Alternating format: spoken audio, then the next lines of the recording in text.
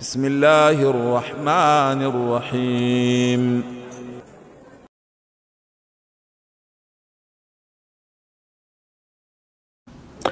ইসলামে একমাত্র আল্লাহর কাছে সাহায্য মনের বাসনা পূর্ণ হওয়ার আশা করা উচিত।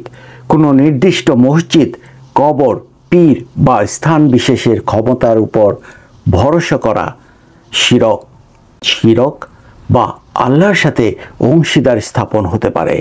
যদি আপনি মনে করেন যে ওই স্থান বা বস্তু নিজ থেকে আপনার ভালো কিংবা খারাপ করার ক্ষমতা রাখে। শিরক হওয়ার যুক্তি আল্লাহ ছাড়া অন্য কারো কাছে সাহায্য চাওয়া। আল্লাহ বলেন, আর তোমরা একমাত্র আল্লাহর ইবাদত করো এবং তাকে ছাড়া অন্য কোনো অভিভাবক গ্রহণ করো না। সূরা আল কাহাফ 18 নম্বর আয়াত। যদি আপনি মনে করেন যে কোনো মসজিদ বা স্থান নিজ থেকে আপনার ফায়দা দিতে পারে, তাহলে তা আল্লাহর ক্ষমতাকে সীমিত মনে করার শামিল।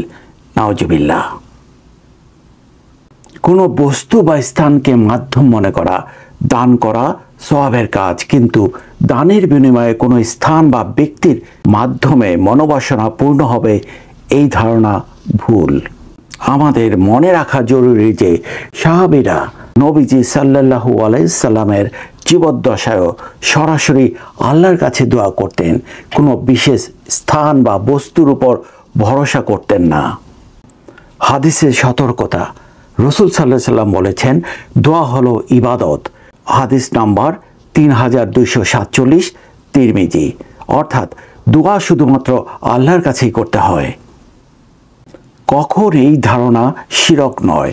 যদি আপনি শুধুমাত্র সওয়াবের আশায় দান করেন এবং আল্লাহর কাছে দোয়া করেন যে তিনি যেন আপনার হাজত পূর্ণ করেন, তাহলে তা জায়েজ। কিন্তু যদি মনে করেন যে ওই বিশেষ মসজিদের বিশেষ শক্তি আছে, তাহলে তা সরাসরি শিরক। তাহলে সঠিক পদ্ধতি কি? খালেস নিয়তে দান করুন, শুধুমাত্র আল্লাহর সন্তুষ্টির জন্য দোয়া করুন। দানের পর আল্লাহর কাছে প্রার্থনা করুন, যেমন, হে আল্লাহ, আমার দান কবুল করুন, আমার আশা পূর্ণ করুন। কোনো স্থান বা বস্তুর উপর ভরসা না করা। সব কিছুর মালিক একমাত্র আল্লাহ। সবশেষে আবারও বলছি, শিরক হবে যদি আপনি মনে করেন যে ওই মসজিদ বা স্থান নিজ থেকে কোনো ফায়দা দিতে পারে। আর শিরক হবে না যদি আপনি নিয়ত করেন যে দান একটা সওয়াবের কাজ এবং আল্লাহই কবুল করবেন ও হাজত পূর্ণ করবেন। আল্লাহ আমাদের সবাইকে খালেস নিয়তে তার ইবাদত করার তৌফিক দিন। আমিন। আজ শেষ করব। আসবো নতুন কোনো ভিডিও নিয়ে। সেই পর্যন্ত ভালো থাকুন, সুস্থ থাকুন। আল্লাহ হাফেজ।